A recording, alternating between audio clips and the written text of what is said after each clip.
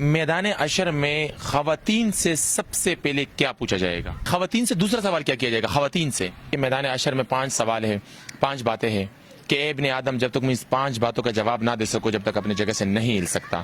تو 5 باتیں میں کون سی؟ اگر آپ کو اس کا نالج. حضرت یونس علیہ السلام کو کون سی بستی کی طرف نبی بنا کر بھیجے تھے؟ کہ جس بستی کی طرف اس کو بھیجا گیا تھا اس بستی کی تعداد، لوگوں کی تعداد کتنی تھی؟ حضرت یونس علیہ السلام کی قوم کی وہ کون سی خاصیت تھی جو باقی قوموں میں وہ خاصیت نہیں پائی جاتی؟ السلام علیکم، میں مسعود ایک مرتبہ پھر آپ لوگ کی خدمت میں حاضر ہوں. آج ہمارے ساتھ اکرام بھائی موجود ہیں.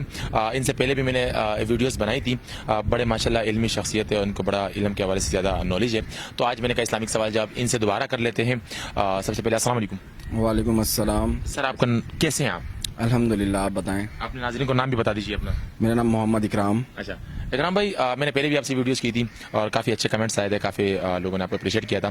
تو میں نے آج دوبارہ ملاقات ہوئی، میں نے کہا آپ سے دوبارہ سوال کروں. سر تو اجازت چاہیے مجھے آپ کی؟ جی بہت شکریہ، آپ نے دوبارہ کانٹیکٹ کیا اور اجازت ہے، اس میں کوئی پوچھنے والی بات نہیں ہے. تھینک یو سو مچ. اکرام بھائی، سب سے پہلے سوال میرا یہ ہوگا کہ میدان عشر میں خواتین سے سب سے پہلے کیا پوچھا جائے گا؟ آپ یہ میرے لیے اتنے مشکل جواب ڈھونڈ کے لاتے ہیں سوال جتنے بھی. اتنا مشکل تو نہیں ہے، خیر سب کو پتا ہوگا. دیکھو، میدان حشر میں خواتین اور مرد کا حساب نہیں ہے. میدان حشر میں خواتین ہو یا مرد ہو، ان سب سے پہلا سوال یہی پوچھا جائے گا کہ نماز کے بارے میں، اور جواب بھی اس کا اسی میں ہوگا. لیکن سوالات جتنے بھی لیے جائیں گے وہ خواتین اور مرد کے حساب سے نہیں ہوں گے. خواتین ہو یا مرد ہو، ان سب سے نماز کے بارے میں پوچھا جائے گا. اچھا تھینک یو سو مچ. یہ بالکل سوال ہم نے اس طرح سے مختلف کیا تھا کہ اچھا یہ پتا ہے کہ خواتین سے دوسرا سوال کیا کیا جائے گا؟ خواتین سے ہاں، یہ تھوڑا ٹپیکل ہے. خواتین سے دوسرا جو سوال کیا جائے گا اس میں ان کے شوہروں کے حقوق کے بارے میں، خواتین کے بارے میں اگر بولا جائے تو. خواتین کے بارے میں. اچھا یہ پتا ہے کہ میدان عشر میں 5 سوال ہے، 5 باتیں ہیں کہ اے ابن آدم جب تک میں اس 5 باتوں کا جواب نہ دے سکو جب تک اپنی جگہ سے نہیں ہل سکتا. تو 5 باتیں میں کون سی ہے اگر آپ کو اس کا نالج؟ 5 باتیں جو ہیں اس میں عمر کے بارے میں پوچھا جائے گا کہ عمر آپ عمر دی تھی کہاں خرچ کی؟ جی بالکل، عمر کے حوالے سے، اور جوانی کہاں صرف کی. جوانی. ہاں جوانی دوسرا سوال ہے کہ جوانی. اور یہ 2 ہو گئے، جوانی اور کمایا کیسے، کمایا کیسے، حلال طریقے سے کیسے کمایا، یہ سوال بھی ہے.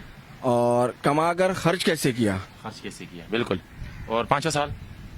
5واں ہے جتنا آپ کو علم تھا اس پہ عمل کتنا کیا. بالکل. عمل تھا یا نہیں تھا، عمل تھا یا نہیں تھا. بالکل. میدان عشر پہ 5 سوالوں کا جواب جب تک ابن آدم جب تک وہ جگہ سے ہل نہیں سکتا، ابن آدم کی اولاد جب تک اس 5 سوالوں کا جواب نہ دو. عمر دیا تھا کہاں خرچ کیا، جوانی کہاں خرچ کی، مال کیسے کمایا اور کیسے خرچ کیا، آپ نے اپنے علم پر کتنا عمل کیا، کیا لے کر آئے ہو تم. تو یہ 5 سوالوں کا جواب میدان عشر میں لیا جائے گا. اچھا دوسرا سوال میں آپ سے یہ کر لیتا ہوں کہ اس میں میں ایک اور بات ایڈ کر دوں. عمل بڑا ہے علم سے. جو عمل کر رہا ہے وہ تو آلریڈی مطلب وہ آگے بڑھ گیا. جو علم ہونے کے باوجود عمل نہیں کر رہا وہ بیکار ہے. بیکار ہے. اور ہم لوگ اسی پہ ہیں کہ علم ہونے کے باوجود عمل نہیں کرتے. تو عمل ضروری ہے. علم ہونا تو ہے لیکن علم بھی ہونا چاہیے، لیکن عمل بہت بڑی چیز ہے. عمل ضروری ہے، بالکل صحیح بات ہے. عمل، علم ہو تو اگر عمل نہیں ہو، علم تو شیطان کے پاس بھی ہے لیکن عمل نہیں ہے. بالکل صحیح بات ہے. اچھا حضرت یونس علیہ السلام کو کون سی بستی کی طرف نبی بنا کر بھیجے تھے؟ یہ بہت ہارڈ سوال لائے آپ، لیکن جہاں تک مجھے یاد پڑ رہا ہے نینوا بستی تھی، اس پہ مبوس کیا تھا. نینوا کی طرف مبوس. بالکل. اچھا یہ آپ کو پتا ہے کہ جس بستی کی طرف اس کو بھیجا گیا تھا اس بستی کی تعداد، لوگوں کی تعداد کتنی تھی؟ لگ بھگ 1,00,000 کے قریب. 1,00,000 سے تھوڑی اوپر ہوگی یا نیچے ہوگی، لیکن 1,00,000 بولی جاتی ہے. اچھا 1,00,000 کے قریب لوگ تھے اس میں. اور اس میں ایک اور ایڈ کر دیتا ہوں کہ 10 برس تک انہوں نے اس پہ دعوت دی اور اس 10 برس کے اندر صرف 2 لوگ ایمان لے کر آئے. ماشاءاللہ یار، بستی میں. ماشاءاللہ. اچھا میں آخری میں سوال کروں گا. حضرت یونس علیہ السلام کی قوم کی وہ کون سی خاصیت تھی جو باقی قوموں میں وہ خاصیت نہیں پائی جاتی؟ وہ ہٹ دھرمی پہ نہیں اترتے تھے. جب ان پر اللہ کی طرف سے عذاب آنے لگا، حضرت یونس نے انہیں بتایا، تو ان لوگوں نے اس عذاب کو جب دیکھا تو وہ آگے بچنے کے لیے یا بھاگنے کے لیے نہیں کچھ نہیں کیا. انہوں نے فوراً سجدے میں گر گئے اور انہوں نے فوراً ایمان لایا. یہ خاصیت تھی. یہ خاصیت تھی کہ مطلب انہوں نے عذاب دیکھا, باقی قوموں کی طرح نہیں کہ عذاب دیکھا تو اس کو جھیلا. انہوں نے عذاب دیکھا کہ عذاب آ رہا ہے اور اس کی وجہ سے سجدہ کر دیا اور ایک اللہ کو ماننا شروع کیا تو وہ عذاب ٹل گیا.